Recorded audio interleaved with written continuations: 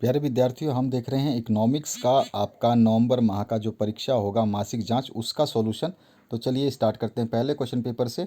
तो यहाँ पर जो पहला क्वेश्चन पूछा गया है इसकी बात करें हम, तो जीवन के सामान्य कारोबार वाक्यांश से क्या तात्पर्य है। तो इसका मतलब होता है मनुष्य का आर्थिक कार्य, क्योंकि हम इकोनॉमिक्स पढ़ रहे हैं तो उसमें हम इकोनॉमिक्स की ही बातें करेंगे। दूसरा क्वेश्चन है, निम्न में से किसे अध्ययन का संबंध अर्थशास्त्र से नहीं है। मतलब किसके अध्ययन का संबंध जो है अर्थशास्त्र से नहीं है।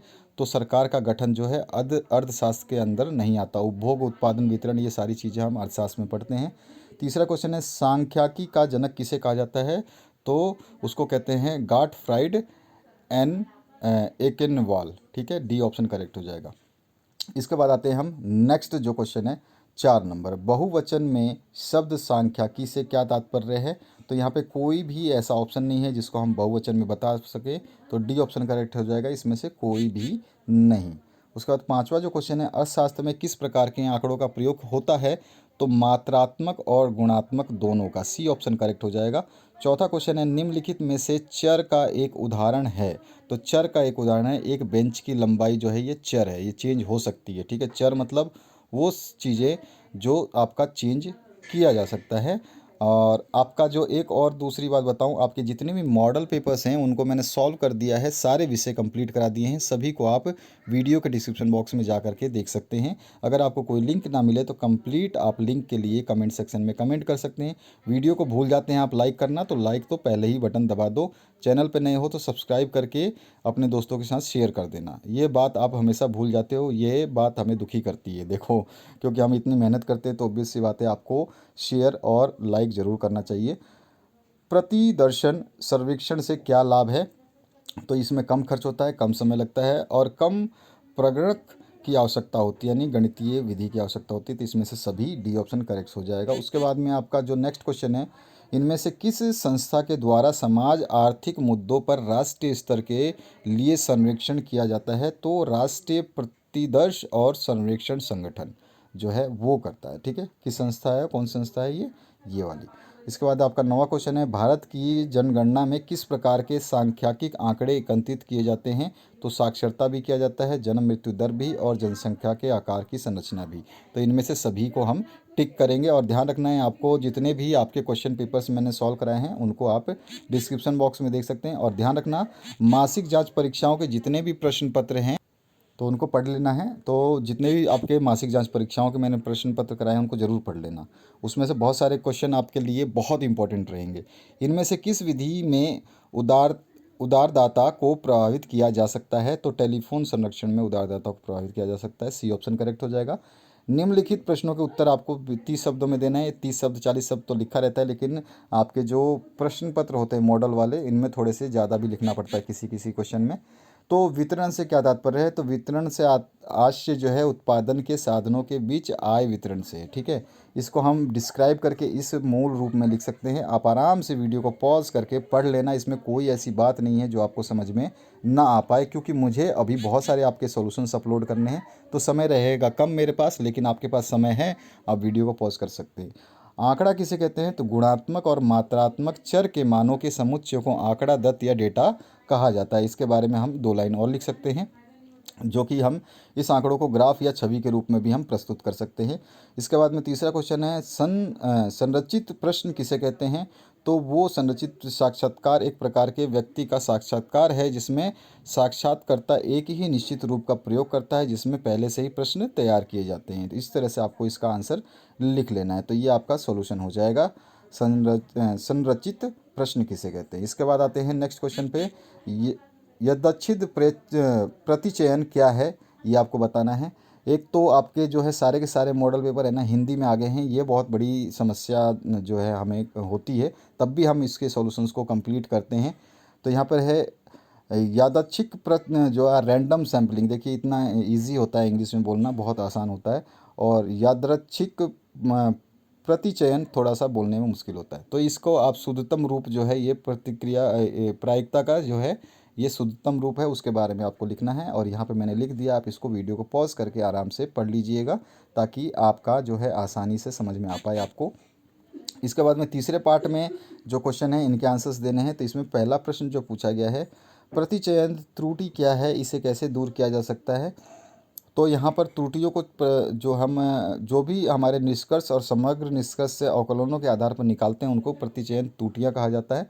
और इसके मुख्य दो कारण हो सकते हैं, एक अनायास या संयोगिक त्रुटियाँ होती है और एक प्रतिचयन में अभिनीत या पक्षपात की त्रुटियाँ हो सकती है। तो दोनों को हमें समझाना होगा, क्योंकि इनको समझाने का यहाँ पे बोला गया है कि क्या होती हैं और कैसे दूर किया जाता है, तो इसको हमें बताना होगा। इस तरह से आपको लिखना है। पूरा का पूरा आंसर आप देख सकते हैं, स्क्रीनशॉट आप आराम से ले लीजिए, इसका एक एक वर्ड आप आराम से पढ़ सकते हैं। उदाहरण देकर के हमें समझाना है कि इसको कैसे जो है हम दूर करेंगे। तो यहाँ पर मैंने पूरा का पूरा जो है वाक्य आपके सामने लिखा हुआ है, इनको देख लीजिए। इसके बाद में दूसरा जो क्वेश्चन है, आंकड़ा संग्रहण करने के किन्हीं 3 विधियों के को आपको समझाना है। तो 3 विधियाँ जो हैं आपकी कौन कौन सी हो सकती है। तो एक हो जाएगा प्राथमिक व्यक्ति अनुसंधान, और एक हो जाएगा अप्र अमौखिक जांच द्वारा। ठीक है, इसका उसके बाद में आपका जो नेक्स्ट हो जाएगा वो हो जाएगा आपका स्थानीय व्यक्तियों या नियुक्ति संसाधन द्वारा। तो यहाँ पे 3 तरह के हम समझाएंगे। तो पहला आप यहाँ से इस क्वेश्चन का यहाँ से पहले स्क्रीनशॉट ले लें। ए पार्ट आपका यहाँ से लेके यहाँ तक कंप्लीट हो जाएगा। इसके बाद में जो बी पार्ट है, इसका बी यहाँ से आपका शुरू होगा और यहाँ पे आपका कंप्लीट हो जाएगा। उसके बाद में जो तीसरा है, ये स्थानीय व्यक्तियों का, ये भी आपका यहाँ से ख़त्म हो जाएगा यहाँ तक। ठीक है, तो ये आपका सॉल्यूशन हो जाएगा इसका आंसर। इसके बाद में द्विमार्गी प्रश्न क्या है, 2 द्विमार्गी प्रश्नों की रचना करनी है आपको। द्विमार्गी जो प्रश्न हैं वो क्या होते हैं, तो यहाँ पे जिसमें विकल्प नहीं होते, जैसे कि आपका द्विमार्गी प्रश्न होते हैं जिसमें हाँ या नहीं के विकल्प रहते हैं। जैसे कि क्या आप ईंधन वाला गैस प्रयोग करते हैं, हाँ या नहीं। क्या आप केवल राशन का ही चीनी लेते हैं, हाँ या नहीं। तो इस तरह का ये प्रश्न होता है। तो 2 हम प्रश्नों का उत्तर दे सकते हैं, या 2 रचना करनी थी, इस तरह से हम बता सकते हैं। इसके बाद में चौथा प्रश्न जो है, किन्हीं 3 आर्थिक एवं गैर आर्थिक क्रियाकलापों की सूची तैयार करनी है। तो आप सबसे पहले आपको आर्थिक बता देनी है, उसके बाद में गैर आर्थिक बता देंगे, तो दोनों से आपका काम चल जाएगा। ठीक है, इसके बाद में सेंसेक्स ऑफ इंडिया के कार्यों का उल्लेख करना है कि सेंसेक्स ऑफ इंडिया आपकी क्या क्या कार्य कर सकती है। तो एक सामाजिक आर्थिक सर्वेक्षण का आयोजन करती है। उसके अलावा इसी में यहाँ तक आप इसको लिख लेंगे। उसके बाद औद्योगिक संक्रमकों का संग्रहण करती है और फसल पूर्वानुमान सर्वेक्षण भी करती है। तो 3 कार्य यहाँ पे हो गए। और चौथा कार्य जो है मूल्य संग्रहण करना, ये भी इसका कार्य है। तो इस तरह से हम 4 कार्य इसमें लिख देंगे। निम्नलिखित में किन्हीं 2 प्रश्नों के उत्तर देने हैं जो कि बड़े प्रश्न हैं, 5 गुणा 2। तो यहाँ पर है प्रतिदर्श सर्वेक्षण क्या है, प्रतिदर्श सर्वेक्षण की किन्हीं 3 विशेषताओं का आपको जो है लिखना है, बताना है। तो आप जब भी किसी भी बड़ी राशि को चुन करके छोटी सी मात्रा को प्रदर्शित या निर्देशित करते हैं, सैंपल लेते हैं, तो इसी को हम मानते हैं सांख्यिकीय मात्रात्मक अनुसंधान के अनुसार जो है कि इसको प्रतिदर्श सर्वेक्षण कहा जाता है। इस सर्वेक्षण की कुछ विशेषताएं होती हैं, तो उनको भी हम बताएंगे। तो यहाँ पर हम इन विशेषताओं को बता देंगे, क्योंकि इसमें विशेषताएं पूछी गई हैं। तो यहाँ पर इसकी विशेषताएं बताई गई हैं, जिसमें कि आपकी सारी की सारी विशेषताएं इस तरह से लिखी गई हैं, जिसमें प्रतिनिधित्व होता है, पर्याप्तता होता है और पक्षपात रहित होता है और तर्क आधारित होता है। तर्क होना ज़रूरी होता है इसमें। तो ये 4 आपके जो है विशेषताएं हैं। इसके बाद में सांख्यिकी क्या कार्य करती है, ये आपको बताना है। तो इसके बहुत सारे कार्य हैं। तथ्यों की तुलना करना, व्यक्तिगत अनुभव और ज्ञान में वृद्धि करना, नीतियों के निर्धारण में सहायता करना। इसके अलावा सांख्यिकी दूसरे विज्ञानों के नियमों की जांच भी करती है। जितने भी आप नियम निकालते हैं तो उनकी भी जांच करती है। उसी के आधार पर हम जो सांख्यिकी को तुलनात्मक भाव में या तुलनात्मक रूप में प्रकट करते हैं और यूज़ करते हैं।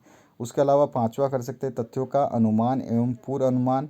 उसके बाद में है सांख्यिकी तथ्यों को निश्चितता प्रदान करती है कि ये एक निश्चित चीज़ है, इसको इसी रूप में यूज़ करना है। और 7वां है सांख्यिकी जटिलता को सरल बनाती है।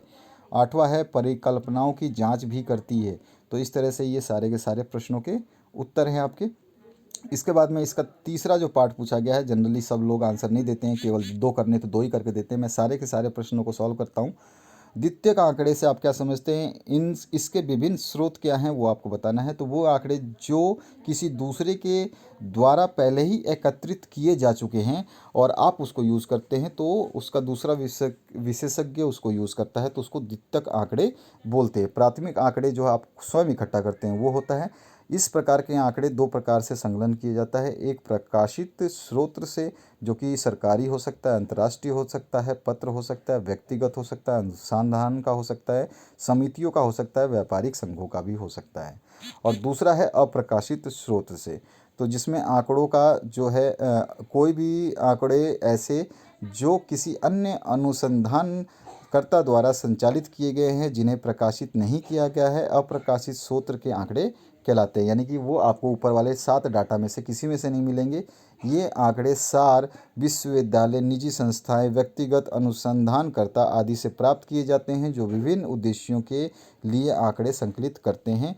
ये आंकड़े होते हैं जिन्हें प्रकाशित नहीं किया जाता है। तो ये था आपका इक्को का पूरा सॉल्यूशन मासिक जांच परीक्षाओं का।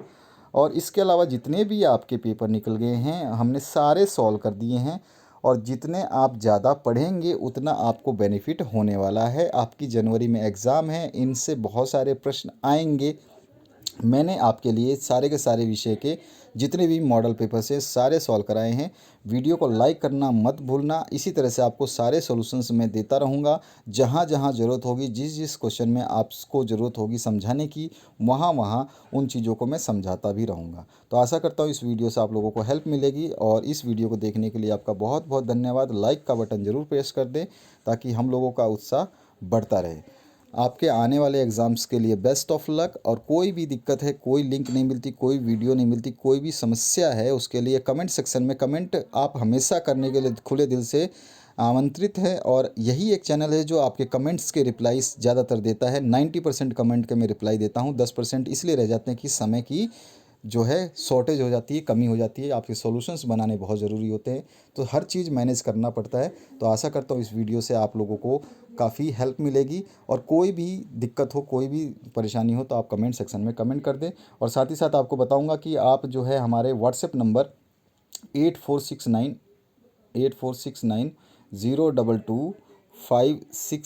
इस नंबर पे कभी भी अपना कोई भी क्वेश्चन पेपर जो बोर्ड द्वारा लिया जाता है, कोई भी मासिक जांच परीक्षा का भी बोर्ड तैयार करता है, आपके सैंपल पेपर भी बोर्ड तैयार करता है, आपके जो प्री बोर्ड के पेपर्स हैं वो भी बोर्ड तैयार करता है, जो आपके अभी अर्धवार्षिक परीक्षा देंगे आप टर्म 1 जनवरी में, उसकी भी आंसर की के लिए आप हमें अपने क्वेश्चन पेपर को इस नंबर पे व्हाट्सएप करके सेंड कर सकते हैं और आपको उसका फुल सोल्यूशन दे दिया जाएगा। तो thank you very much, have a good day. और बने रहिए इस चैनल पे, अच्छे से अच्छे वैल्यूफुल जो है आपके प्रश्न यहाँ पर मिलते रहेंगे समय समय पे। और जितना भी आप पढ़ेंगे उतना ही आपको बेनिफिट मिलता रहेगा। Thank you very much, have a good day. मैं वहाँ खा लेती हूँ।